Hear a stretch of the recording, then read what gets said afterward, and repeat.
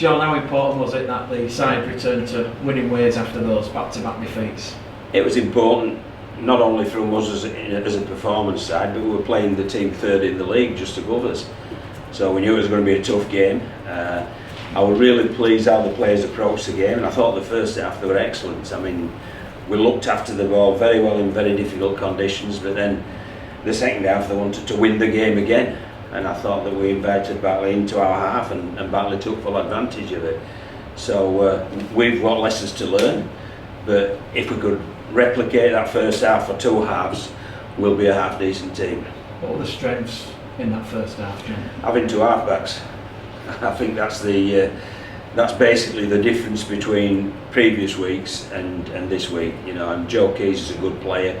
Jordan Lilly is becoming even better week on week, and we just looked a better team with two halfbacks. And if you're going to put one thing down for the difference in performance against Widnes to the difference today, I would simply say as easily as that. So that fluency in attack, John, that was ultimately the difference? Well, because they're used to organising the team, they're used to directing the team, and they'll challenge defences. And you know, they've both got good kicking games, so all of a sudden, instead of a team just worrying about Geordie when he's kicking the ball, they've got Geordie to worry about, they've got Joe Kear to worry about, so it becomes a different kettle of fish. And I think you saw the benefits with that 40-20, you know, because we'd split as pivots either side of the play of the ball, and it just gave Joe a bit of time to whack it down there and get the 40-20, and it was obviously a fruitful play for us. For 25 minutes in that first half, John, it was quite attritional. It was 2 points to 0, but then you hit a real purple patch, and it was 18 points in 6 minutes, and you starved badly of that possession and really capitalised. Yeah, well, we knew on our tip sheets we've got to grind this, because we know Batley are a very good team. They're a physical team, and they tend to look after the ball very well, they tend to kick well, and they tend to defend tough. So if you come up against a team like that, you've got to go in with the same mentality, and that's what we talked about all week, was arm wrestle and grind and so on and so forth. And fair enough, they took it on board for the first half at least anyway. Second half, bit of an arm wrestle, and Batley obviously showing a response to it. Well, I expected them to. I mean, it's a club I've got an emotional connection to, and I know the DNA of that club is they never give up.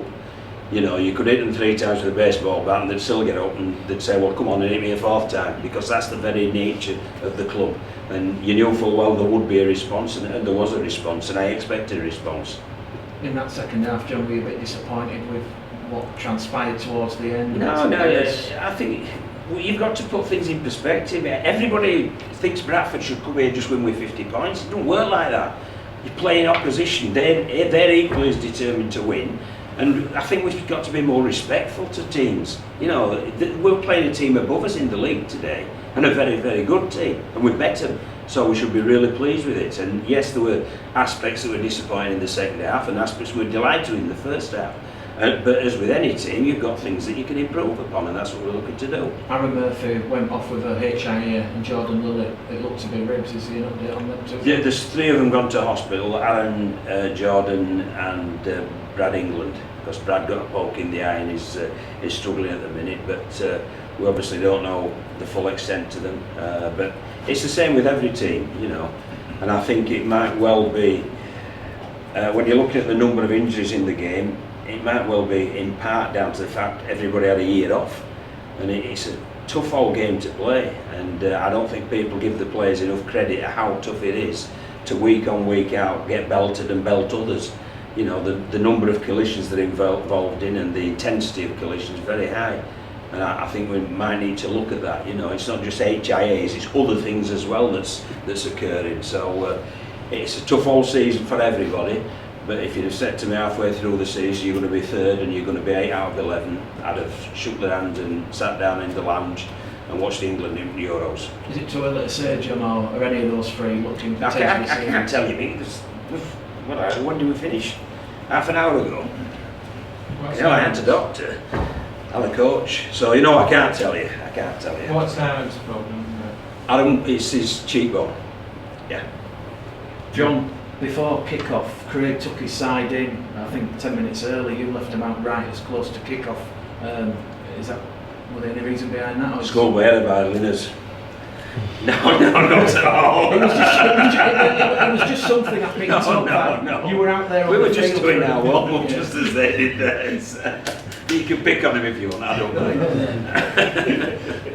And just finally from me, John, how important is it to obviously get this win today? That does give you a bit of breathing space now over Batley. It's very important, but next week's as important. I mean, people are talking about Featherstone games, the 2 points, whether you play Oldham, you play Whitehaven, you play Featherstone, you play Toulouse, the 2 points. And that in the fullness of time is what they are. And next week's 2 points against Oldham are equally as important as this game, and equally as important to the Featherstone game that comes after that, after Wembley. So, every week that's what you're playing for, and every week it's important. Good to see Joe Burton cross for his first try for the club after a couple of close shaves last week. Yeah, it was, yes. It was a lovely pass, wasn't it, from John Lilly in those conditions. He read their defence very well and just rainbow passed it over the top, and it was nice to see Joe do that. And he's earned that as Joe.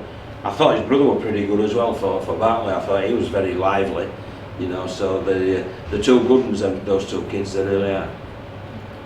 You said about John Kear, how well he's settled in. He's had the week to work with you. I mean, we were saying the other day about the short-term loans and about the situation. Craig faces the same, every club faces the same. Yeah. I mean, is there a long-term solution to this? Because you were saying about trying to fill gaps, then the club recalls them because of an injury. The only long-term solution is to work at a club with a load of money, and then you can sign them and just keep them. And as we are at the minute, we've got a budget to work within that budget, just as Batley have. So is it getting tougher, do you think, because this season on the back? It is getting tougher, yeah, because obviously the Super League clubs, they've just played an international where loads have been involved. Then they've had 4 games or something in 2 weeks. Well, we're killing the players. We need to really think about that, or the fixture planners do, when they're working out the fixtures. If they're going to have an international, it should be a free weekend, and they shouldn't start jamming fixtures on the back of that as well to catch up. They should look at the length of the season and design a fixture list within that incorporates free weekends for internationals, and you'd see an improvement in games rather than clubs playing 2 or 3 times a week and clubs being busted. And and the standard of competition not being as good. And obviously the knock-on effect, as you say, going down. Of course it is, yeah. I mean, I'm sure Craig's been ringing round Super League coaches as I have and saying who's available, who can we look at, this, that and the other, and you tend to be, meet a blank, you tend to draw a blank 9 times out of 10. So it is difficult, but it's where we're at, and I'd sooner be playing than stuck at home, in lockdown. So we're not going to moan too much because we're here and we're playing, and there's a sense of normality. As you say, it's obviously frustrating when you get a gem in. Seen some of the lone players you've brought in recently. Yeah. They play very well, and suddenly they're here today, gone tomorrow. Yeah, but that's if you the Super League coach, that's the idea of it. You send an Ash Golden here, Ash plays 2 great games, and then you think, right, it's game ready for me, and we've just got to live with that. That's we're in the Championship, and that's what we've got to deal with. And I don't think it's worth getting upset about. I just think you have to accept that that's the situation. How important is it, John, that Super League and the RFL conclude the realignment pretty sharply so that people like yourself and Craig and the other clubs know what budget they're going to work with next year? I think it's very important, yeah, I think that's very important. I also think it's important that they work out what they're going to do with a group of academy kids who, are now going to be over age, and where are they going to play?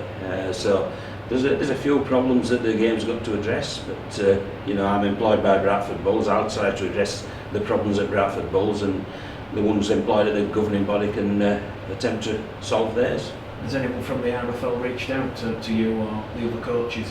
I don't think they have now. I don't think we've got time to reach back anyway, Mick. So it's a frantic time, but no, it's they're the governing body and they're paid to govern, and we're coaching club teams, and that's what we're paid to do.